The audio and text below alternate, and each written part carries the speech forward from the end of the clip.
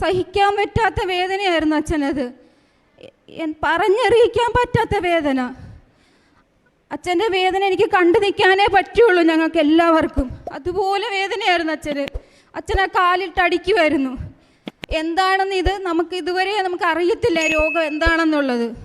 പക്ഷേ വീണ്ടും ഞങ്ങൾ ആശുപത്രിയിൽ കൊണ്ടുപോയി, വണ്ടാനത്ത് കൊണ്ടുപോയപ്പോൾ ഡോക്ടർ പറഞ്ഞു നമുക്ക് നോക്കാം, ഇതെന്താണെന്നുള്ളത് നോക്കാമെന്ന് പറഞ്ഞു.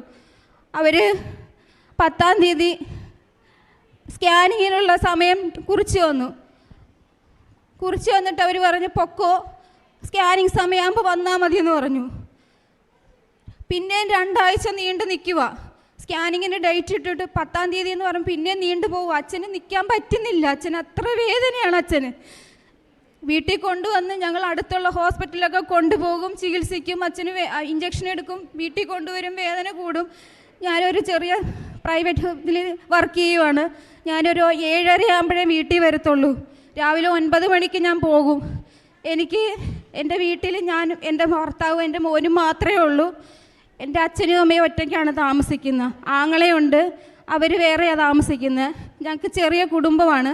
ഞാൻ റെൻറ്റിനാണ് താമസിക്കുന്നത്. പക്ഷേ ഞാൻ എന്നിട്ട് ആ ജോലിയും കഴിഞ്ഞ് വന്ന് അച്ഛനെ കൊണ്ടുപോവുക ഹോസ്പിറ്റലിലേക്ക്. അച്ഛൻ്റെ വേദന കണ്ടു നിൽക്കാൻ പറ്റുന്നില്ല. എന്നിട്ട് ഇഞ്ചക്ഷൻ എടുത്ത് വീട്ടിൽ കൊണ്ടുവരും. വീണ്ടും വേദന കൂടും. നമുക്കത് പറ്റാത്ത അവസ്ഥയായപ്പം വീണ്ടും ഞങ്ങൾ ഹോസ്പിറ്റലിലോട്ട് കൊണ്ടുപോയപ്പോൾ അവർ പറഞ്ഞു ഇനി ഞങ്ങൾക്ക് ചെയ്യാനുള്ളത് 10-ാം തീയതി കഴിഞ്ഞ് നമുക്ക് പറയാൻ പറ്റത്തുള്ളൂ. നിങ്ങൾ എന്താണെന്ന് വെച്ചാൽ ചെയ്തോ. വണ്ടാനത്തില്ലെങ്കിൽ നിങ്ങൾ എറണാകുളം ഹോസ്പിറ്റലോ ഇല്ലെങ്കിൽ കോട്ടയം മെഡിക്കൽ കോളേജിലോ കൊണ്ടുപോയിക്കോളാൻ പറഞ്ഞു.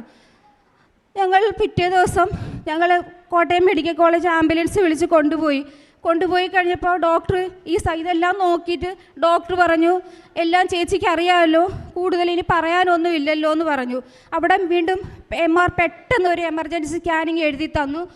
അതവർ ചെയ്തിട്ട് പറഞ്ഞു എല്ലാം അറിയാമല്ലോ, ഇനി ഒന്നും ഞങ്ങൾ പറയാനില്ല.